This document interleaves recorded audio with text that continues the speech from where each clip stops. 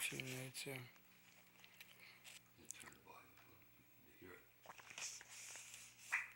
Ladies and gentlemen, this is Emmanuel Sales. My own composition. Give me that old New Orleans jazz.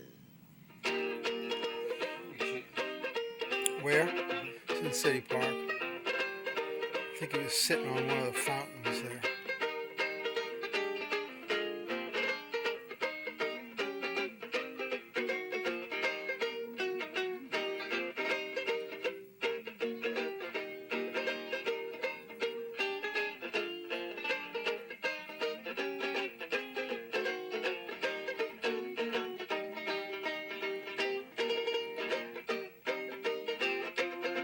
It makes the young folks clap their He's a good strummer, you know. how they do it, oh so grand.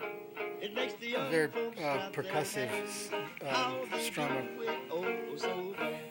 Give me that old Yeah, New Orleans this is the jazz. best we could get. It's the best I've It's ever not too good, had. but Give me that it was, old New that was Orleans it. jazz.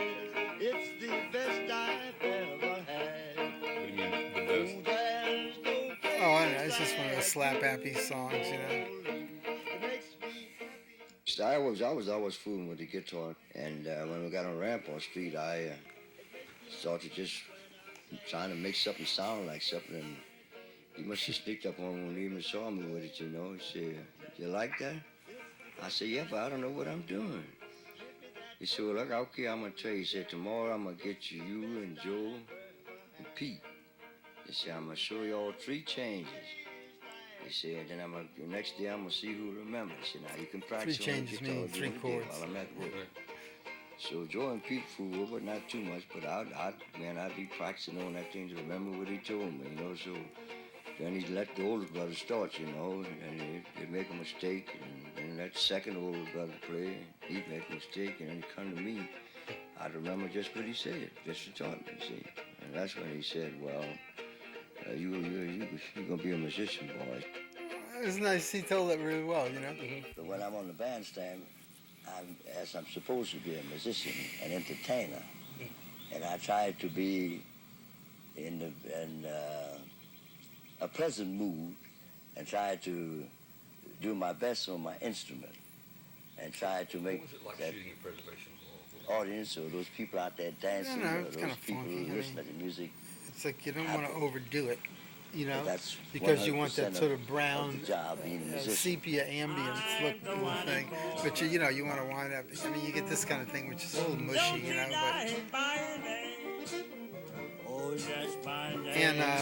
We had the people came in, the regular people came in, you know. Don't deny my name.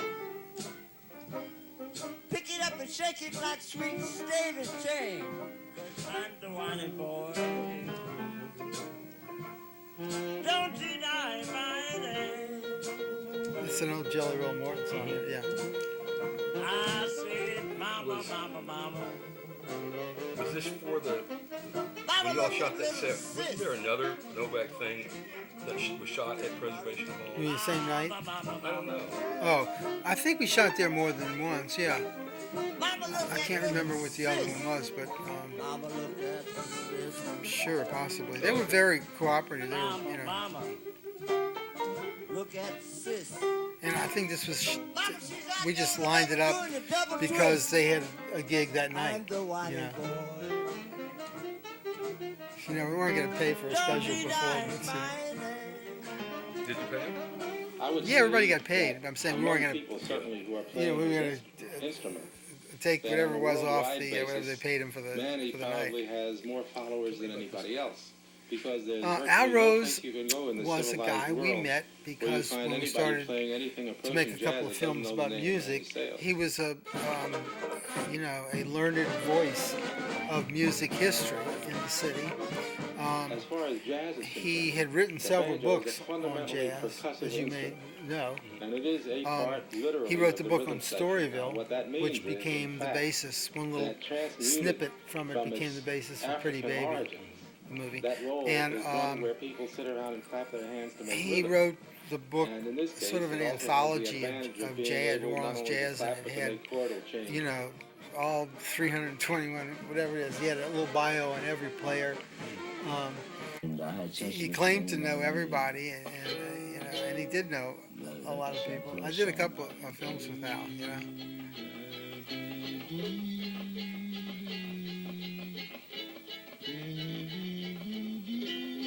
That's just a card. And then this is sales at the Tulane Archive. I think Dick Allen was there that day, and this was, sales' attempt and our attempt too, I guess, to bring a little erudition into the process, asking him about, how he learned music and, his favorite things about it. He did this thing. I thought this is pretty cool. It's very nice, I'm just demonstrating. See, that's how you do that, you see. And that's using a little book learning and a little common sense. It's like a guy playing the piano. He's got to use both hands. I could have been a carpenter if I wanted. I could have been a bricklayer if I wanted to. and if I was continued high school, Daddy told me, said, I got to get you in the post office. He had white people to go to. I didn't want that. He's kind of covered It'd be his mouth. nothing but a musician. I can make it short and sweet, tell you that. Because you made more money and you didn't work hard as a laboring guy.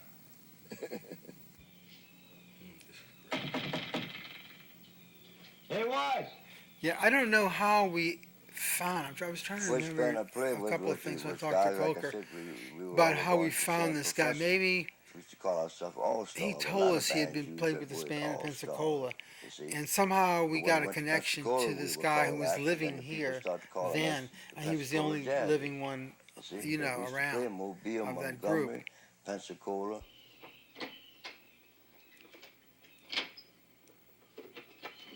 See, this is, Thank you, say it. You see, I'm trying to take a good look at you. yeah, they literally hadn't seen each Look other at in you. whatever it was, 50 years or something. Right. I can't wait past. No. That's a Stevenson thing too. Yeah. He, Yeah. the, Yeah, that's one. That's him. I could, I had a terrific collar lick when I had all my hair, Yeah, I had a collar lick, Yeah, now they call it reality TV. Oh, man, he said he come back here. If you tell him what year that you come back and call him. That must be around 50 years. I always thought this was a very poignant little Yeah, section in here I because came back. you see this guy talking about that's about a hard life he's leading. He says that a couple. I've seen some hard times. He says here. So that must have been around about 28 or 29. 27 up there. 20, probably 27. Possibly the latter part of 27. That's right, yeah. We played Brooklyn Park in Mobile. That's right. We had so many people there, preachers and Christian people. All kinds. That park was so full. God, And his another face band, too, when he's there. remembering. This was his Just glory the days. Brass band, that's right. Was there. And we had so many people there, we just broke a record there. And the man we was playing for, we did good. He bought all of us tuxedo suits. But there ain't nobody can tell me this place. I done seen some hard time. And at that time, the most money I made, it was in Pensacola. Tell him what it was made. You remember? No. You remember? No, I don't. I I can tell you. We were working 4 days a week. 4 days a week. I forgot how many days. And we were getting $24. Yeah. I never did forget Wow. that. That was the height of his career. Pleasures, yeah, you play one of them. Yeah, I'm in bad fix, y'all. See me, I'm in a bad who fix. thought of putting this, the music the way it's sequenced here? How did that? Do you want to stop it? I'll tell you. Yeah. We basically just divvied it up. We looked at all the tapes. Everybody took notes. We discussed it. What kind of program, we're going to call it, as much as you can think up before you go into editing it. And then we just kind of split it up. It was me, Coker, and Palfy, and we just said, okay. We sort of agreed on sections, kind of, and we just split the sections up and said, you take that, and then if somebody wanted somebody else to help or something, we'd say, call them up and say, I'm having a little trouble with this and this. What do you think? So we just shared ideas, and then try to cram it together in time to fly to Syracuse to get it done there. Sure look good. Oh, the bucket got a hole in it. Oh, the bucket got a hole in it. Yes, the bucket got a hole in it. Can't buy no get beer. Yes, be my baby. Yes, we bought us a This is an area that he now we're sitting grew up together. in or hung around in. I can't remember at what point in his life, but it is obviously younger than here, but he knows people in the neighborhood here. And so we just thought, let's go back to the old neighborhood and walk around and basically just see who shows up. There wasn't these people, we didn't ask them to be there or anything, they just happened to be there. Can't buy no beer. Yeah, I was telling him how the Bulls used to have their parade once a year. Remember the carriage? Used to rent together carriage and all. And then on a Monday night, Rene used to play there. Most bands played there with Rene. Buddy Petit too, yeah. And I was telling him about Celestin. Yeah, Papa Celestin. What's that hall back there on Howard Avenue? Howard Street, the Sansu. That, Oh, Sansu. oh, seriously, that's what I couldn't think of that. Sansu, yeah. Sansu. Well, that man had a pavilion out in Muhlenberg in the summertime. He used to have.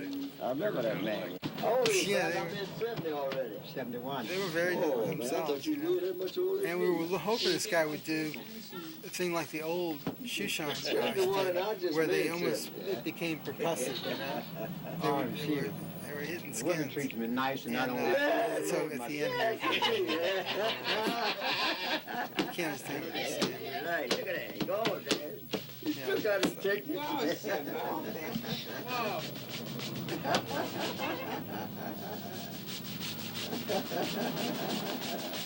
Go ahead. You remember Joe Bradford? Oh, yeah, man. Well, that's what he was doing there, watching Yeah. about his time and Yeah. show. That's who I was living It's with like in that. Let's Chicago. go with the taps, the dancer.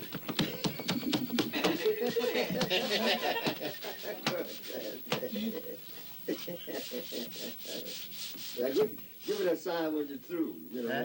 Give me that sign you give when you're through. Too soon you shine. All right. Too soon, All right. Yeah. We all got that. Yeah, well, he kind of knew what we were looking for. Camille Victoria, remember all of that? Oh, yeah. All the Devaney? Yeah, the warning, yeah. You call it down good, I ain't gonna have to shoot. But they're all dead. Oh, Yeah. 30 years or 20 years or 40 years. I mean, Yeah. 70 in January. What? 70. Oh, I got your skin, bro. I have to tell you, we don't want your age. I'm 81 years old. Well, good. I'll be 82 in Congratulations. September if I live to see September. And look how good. And Mose died at 80. And he Just stayed try 20 and get around years. like you was 16 years old. One of the featured players in the We thought about taking the shit out. We said, oh no, man, shit going, the shit stays in the mixture. And he is Mrs. Mary Sales' husband. And this Mary Sales is It's one of these president things of the where you have to wear a crazy Mandeville hat, Golden Age Club. So it looks like the Sales family is really in the limelight today. I'm the president of Mandeville Center, Golden Age, and I'm also the district representative for the city of New Orleans. You also happen to be the wife of Manny Sales. Huh? You also happen to be the wife Yeah, of be Manny the wife of Manny Sales, that's right. So I do a lot following along with the jazz, go on trips, some of the trips with him and everything. Wish he could take me more often because I love to go. So one of these days maybe we can arrange it, so if that big case he carries with his banjo, maybe if you make it a little bit bigger, I can get in there.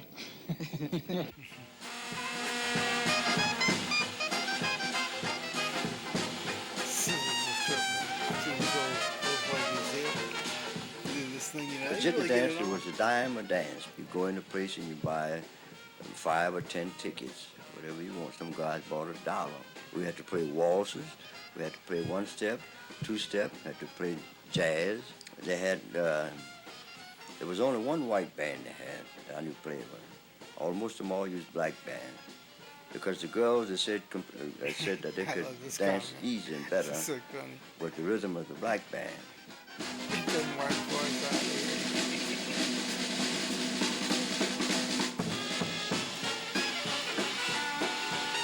They're rocking it, man.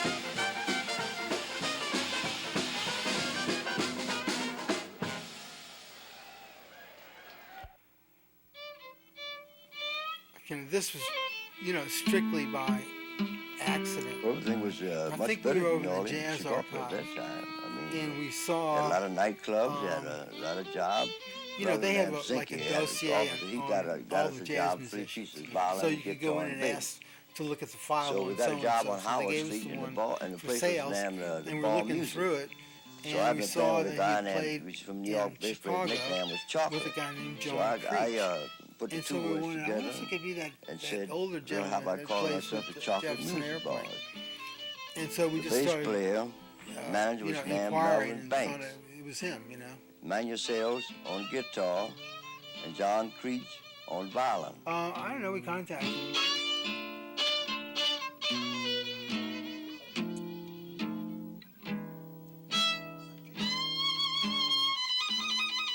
Oh yeah, he's a showman. Yeah.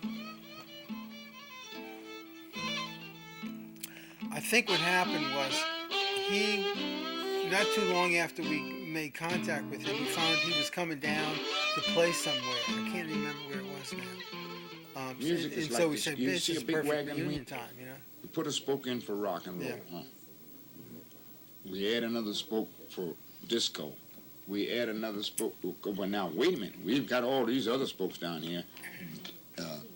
Dixieland, blues, waltzes, Latin, rumbas, tangos. That's Calypso. yeah, calypso. All of these things that we put, Violin we're adding player another slash spoke in that musical wagon wheel. polemicist, There's no music takes over. If it comes up, it's just something. He was fun, that's a going fun guy to be new. with. We just add that right in the spoke. All right. And the spoke of his wheel. Of that wheel. I Because like the way you you describe see, I always thought this is the sweetest musical moment in the whole show.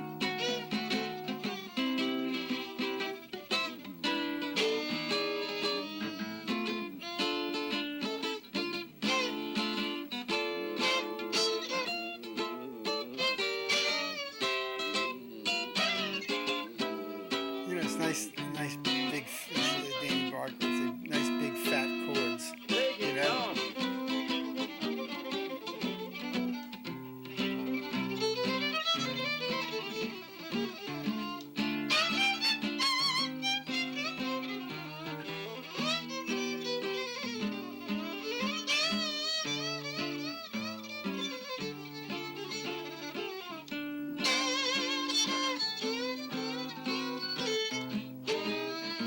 Do they have words to this song? Or is it just instrumental?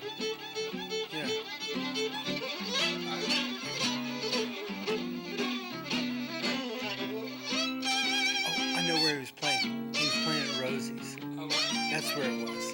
That's right. I remember.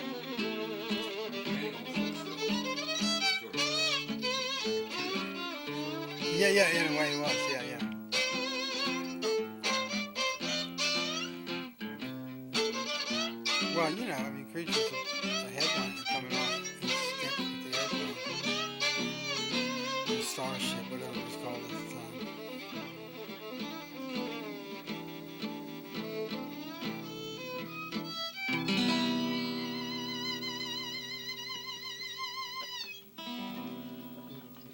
made you something. That's really nice. Since you made that record with Earl I have never even played that thing in 20 years. I'm a rock and roll. Boy, they picked it up so that's easily. I've never get a chance to John, play when this I had- thing. We could sit down, boy. You know what? If I could come down here sometime, just sit out, and you and I just get it in it, like we used to do, and just go through all of these things. All these things. This kind of, I love he's the getting excuses. call and He tickled response me. thing. He's trying to get an excuse.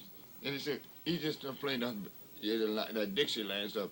This cat can play anything. So, yeah, I said it, but what I'm doing, yeah. We play Holiday for String and all that stuff. Yeah, I had this This is a cute story here. pains going to the doctor, and took the medicine, and I knew I was doing what he told me, but I wasn't getting any better. It seemed as though then my whole inside starts to shake and not doing anything. I wasn't resting, so he said something was wrong, and that the medicine should have done me good. So he said, well, how do you sleep? How's your sleep? I said, I don't. He said, wow, what's the matter? So I said, well, my husband plays music all night. He's sleeping and he's playing the banjo and his feet are going and the bed is shaking. So he said, well, I tell you, he says, you have to move up. There's another one where this guy just showed up. You know, he was going back to visit his family burial plot, I believe. His brother was there. There we are. So he finds it. And this other guy just, If you look at it, I you never see knew who he Evangeline was. Sale. I never asked him his name. He never told us. That's my asked sister. him permission or anything. She He died. was just Her there. mother You know? and Papa bought this lot, and we kept it up. The next is Evangeline. That's my This mother. is near City Park, The next around is Delgado. George Sale. George This was Rene. basically the black Rene, potter's that's his middle field. name. Really up till And the way they put that maybe stuff in the there, they 50s got or it. so. I mean, you can hardly recognize it right, but I can get somebody to come out here and put paint on those letters. You know anything about out here? In other words, I got where it's It's supposed to alleged be Buddy at. Bolden is buried there, but no one knows The marking? if he was or where it is. Well, see, this would be C up in here, wouldn't it?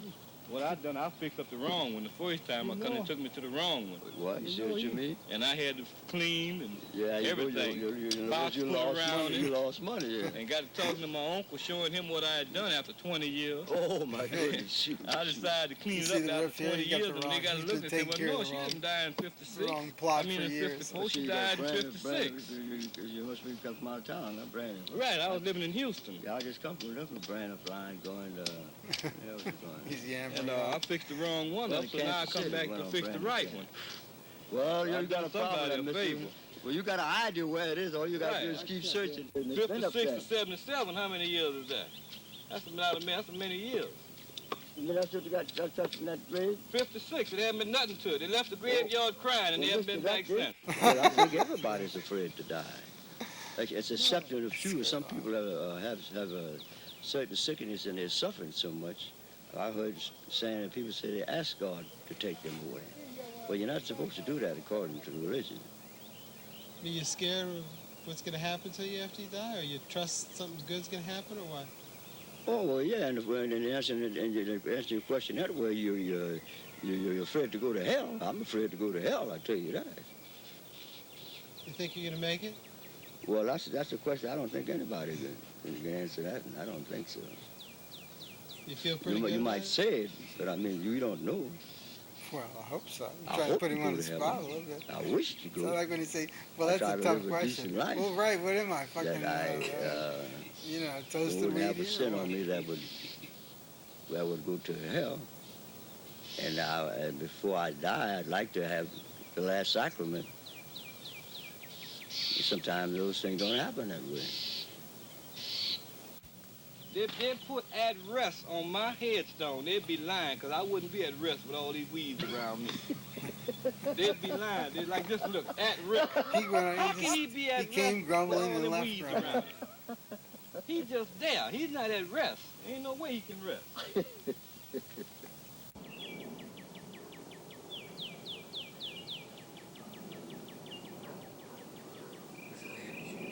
Yeah. It's great. Yeah, I'm going to tell you something. You want to stop me? I was because when we passed the part where Creech said this cat can play anything, I was going to tell you some of the processes in the naming because you want to have a great hook, and the name is a hook to some degree. So we were looking for something that someone said, obviously, or something that came up, or some line that sort of jumped out at you, and Andy reminded me, That one was "I Die Before My Time" or something to that effect. And a little later on here, he talks about. We asked him about what would happen if you broke your arm or something, and you couldn't play music. Well, how would you feel? What would you do with your life? And so one of the things he says is, I'd probably grieve myself to death or die before my time or something like that. Right. And so that was one candidate. And then this guy could play anything. And then there was a time when we were thinking, well, we have to have something, something grand, something profound. And so Tolkien and I used to say, how about something like "Look Homeward, Elderly Jazz Musician"?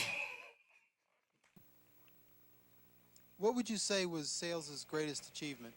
I suppose that from a standpoint of historical significance, you'd have to say that the fact that he is one of the members of the Jones-Collins Astoria 8 that recorded the first racially mixed session in New Orleans would have to be the most celebrated.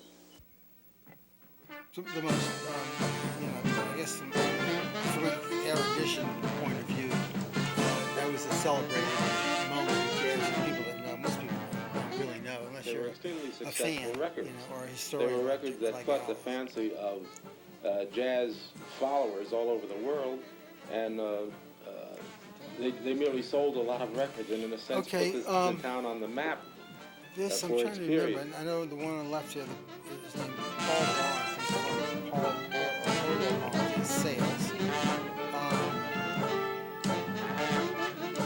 Gosh, I'm trying to remember the other guy's name. Well, they had Kid Thomas, because it was his band. What if something happened to you now? This is what we're asking here. Broke your hand or something, lost a finger or something, and you couldn't play? I What would be would a you do? very disappointed person, I can tell you that. I'd probably die before my time Yeah, so we got see that was. over grief. What would you do with yourself? Well, I'd probably grieve myself to death. Now, that is a good question. I have tried to think of that myself. I think he'd walk himself crazy. He loves to walk, but I think because sometimes he walks around the French Quarter, around the river, and I'm just hoping that he wouldn't have anything outlandish, in his mind, because that music is his life. That was another line we had for a while. That music is his life. That's a good line. So what was she talking about there? Well, she was answering the same question that he did when we asked him, what would you do if you couldn't play music, in essence, if you were hurt or something happened? And that's when he, went on, I'd grieve myself to death or whatever. So we asked her the same thing. And that's when she came up, with this little riff here, which I thought was a great little great little bite there. And then ended up with, a really poignant little truth that escaped, which was that music is his life, If he wouldn't be able to do that, he wouldn't, he couldn't exist in some form or fashion,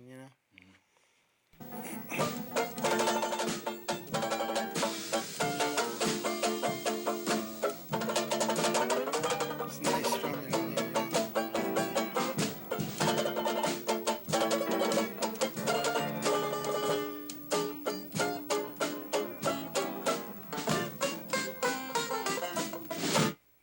And when we die, Okay, now here we just took these guys out in the courtyard, between the music break, it won't be like us. and just did our best to ask. We won't be here to play. That's right. We won't be the same people. But what's the difference if someone else plays the music, if they learn how to play it? They don't have the same feelings that we have. That's right. They don't have the same feelings we have. But you see, there ain't nobody playing our type of music. This old music here been played for years, and this band here is together here. It's been here, been for years. These are old musicians here. You know what the old lady told me? I was over in Holland. She said, Mr. Thomas, they had got something missing that in band with boys was playing, She said, they got something missing there. She knows something about music, She said, look, they got something missing there. She said, they ain't playing no jazz. Yeah. That's right. And when I went to them boys, said, nah, that's jazz. Oh, yeah. That old lady knows all the music, man. Yeah, she They try to copy us, but when you copy something that's commercial, and you have to play the way they want. Amateur. Yeah, so we playing from our heart. Yes, it was down in old Joe's ball. point of stuff I wanted to tell you about something.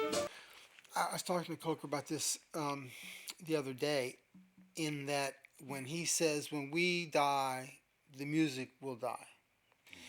And I was remarking to him the change that's come around since this particular time, which was 20 something years ago. 30 years. 30 years, jeez. 30, yeah, 30 years for wow, sure. My God. 77. I mean, it says bicentennial. Yeah, it is, right, you're right. Yeah. It's 33 years. And what changed between then and now is that a lot of these kids picked up this kind of music as a basis, but they ran with it. They ran with it, and it evolved like a lot of music does in New Orleans. And so now you got these kids saw they could make money playing this stuff, and that people would play for it, and they could play to younger audiences and sort of adapt it. So you get this sort of a brass hop sort of stuff, the hip hop with brass instruments and other kinds of things that have come out of it. And you got like the Young Rascals and of course the Dirty Dozen, those kinds of bands that have taken the genre and just changed it, upped it, and made a new genres in music and made a living for themselves, and have done it's just great. A friend of mine, my ex roommate in college, who's still in the music business, came by a couple of years ago, and we took him to a little club down in the quarter and all. And he said, I'm around music all the time. He's an engineer, and he said, this is the only place I know of where you can come back after a year or two or whatever, and you can hear the music being made. You can hear it changing. Yep. We went to a club. I can't remember what the name of the band was. What's your friend's name? What was his name? Jeff Gillette. Okay. Yeah. We went to a club and they had I don't know, 5 pieces, and in lieu of a bass player, they had a tuba player with a mic inside the tuba, and it just sounded so much better than a bass. And he just said, God, that's so simple. Why didn't I think of that? But anyway, between that time and now, my point is that they were saying that the music will die with them. In some sense, they were right, because a lot of these guys are dead. I don't even know who in that group that's there now. I would imagine all of them are dead by now. But the kids have picked it up. Audiences have responded. There's a market for what they're doing, and I just think it's great that these kids are doing this. I worked on another show after this about Danny Barker with Matt Martinez. And one of the sections in there that we highlighted was Danny. I think he was one of the first ones, if not the first one, to get these kids interested in playing an instrument and playing traditional jazz or some modification of that. I was telling Andy the other night, he had a little church around where he lived called the Fairview Baptist Church. And he'd see these kids come home from school, not having anything to do, looking for trouble, having a lot of energy. And he thought, maybe I could take these kids and just form a band of some kind and have them play music. If they start to get some gigs where they're making some money, they're going to be, very interested in it. So he started with these kids, and I don't know how much musical talent or interest they had, but anyway, they started getting interested in it, and they formed a brass band, and they got gigs, and they played around, and the other kids saw them do it and thought, hey, this is pretty cool. I want to do this too. I was I was working in the prison one time, and I had Danny come up and play there for him. I was working in this multimedia center in Central City, and he started a band there. I was telling Andy, one of his basic premises for in teaching kids, especially these kids from this socioeconomic group, that when you left the first lesson, you could play a song. You didn't leave the first lesson without you didn't do any of all this music theory and all. play a song. You know, when you leave, you go home, they take the instrument they played for mother. Mom, listen. He goes, "Whoa, man, that sounds pretty good. Mr. Barker really knows what he's doing." You know. So anyway, Danny, I think, was one of the founders and pioneers in that, and then it caught on after that. And you have so many of these groups now that are just, I think they're fantastic. Down in old Joe's ballroom, on the corner by the square, they were serving drinks as usual, and that usual crowd were there. Now on my left stood Big Joe Buchanan, eyes were bloodshot red. Yes, he pointed to the folks all around him, and these were the very words he said. He said, I went down to that All the old crusties, right? and I saw my baby there. That was his wife. She was stretched out on a long white marble table. So sweet, so cold, yet so bad. Let her go, may God bless her. There you go, Eddie. Wherever she may be, she can search this wide world over. World over. And she'll never find a sweet loving man like me. Yes, when I die, I want you to rest. Song, huh? What else can I tell you? I think we're cool. Okay, well, I've got it. Thank you very much. All right. Thank you very much, Colin.